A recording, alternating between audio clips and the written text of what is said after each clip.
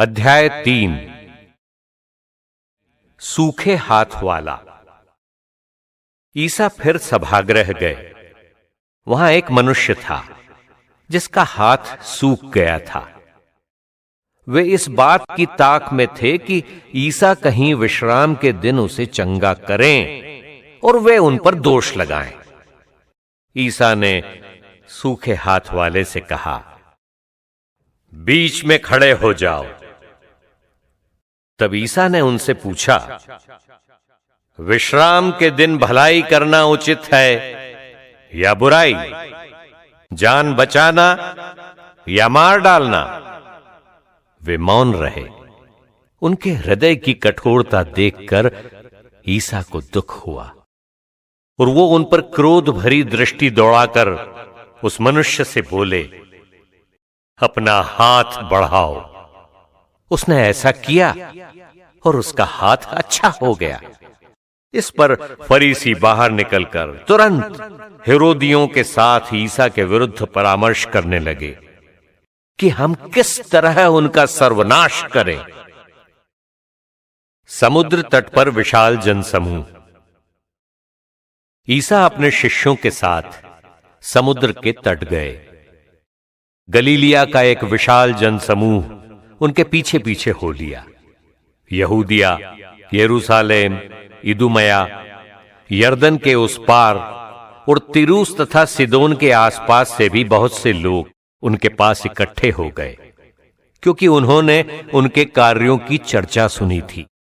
भीड़ के दबाव से बचने के लिए ईसा ने अपने शिष्यों से कहा कि वे एक नाव तैयार रखें, क्योंकि उन्होंने बहुत से लोगों को चंगा किया था और रोगी उनका स्पर्श करने के लिए उन पर गिरे पड़ते थे।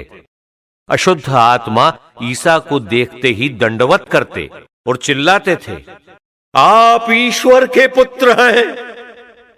किंतु वो उन्हें ये चेतावनी देते थे कि तुम मुझे व्यक्त मत करो। 12 प्रेरितों का चुनाव। ईसा पहाड़ी पर चढ़े।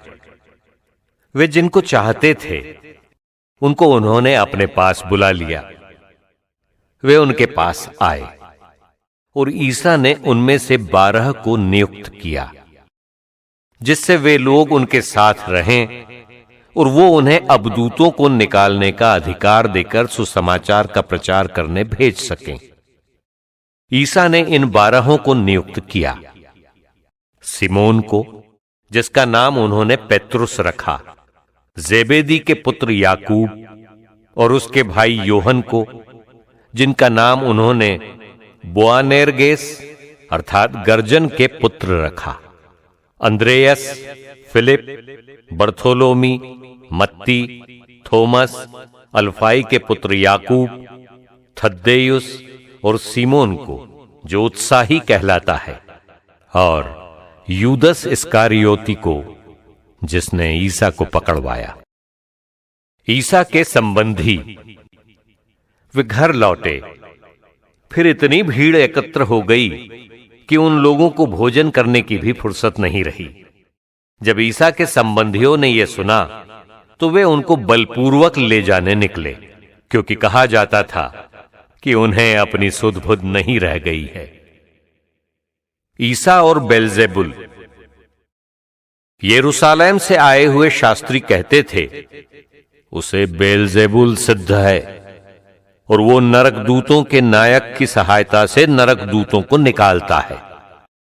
ईसा ने उन्हें अपने पास बुलाकर ये दृष्टांत सुनाया, शैतान शैतान को कैसे निकाल सकता है? यदि किसी राज्य में फूट पड़ गई हो तो वो राज्य टिक नहीं सकता। यदि किसी घर में फूट पड़ गई हो तो वो घर टिक नहीं सकता। और यदि शैतान अपने ही विरुद्ध विद्रोह करे और उसके यहां फूट पड़ गई हो तो वो टिक नहीं सकता और उसका सर्वनाश हो गया है। कोई किसी बलवान के घर में घुसकर उसका सामान तब तक नहीं लूट सकता जब तक कि वो उस बलवान को न बांध ले। इसके बाद ही वो उसका घर लूट सकता है। पवित्र आत्मा के विरुद्ध पाप। मैं तुम लोगों से यह कहता हूं, मनुष्य चाहे जो भी पाप या ईश निंदा करें, उन्हें सबकी क्षमा मिल जाएगी, परंतु पवित्र आत्मा की निंदा करने वाले को कभी भी क्षमा नहीं मिलेगी। वो अनंत पाप का भागी है। उन्होंने ये इसलिए कहा कि कुछ लोग कहते थे उसे अपदूत सिद्ध है। ईसा के यथार्थ संबंधी।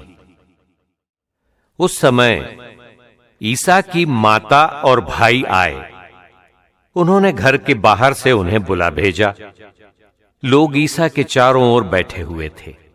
उन्होंने उनसे कहा, देखिए, आपकी माता और आपके भाई बहनें बाहर हैं, वे आपको खोज रहे हैं।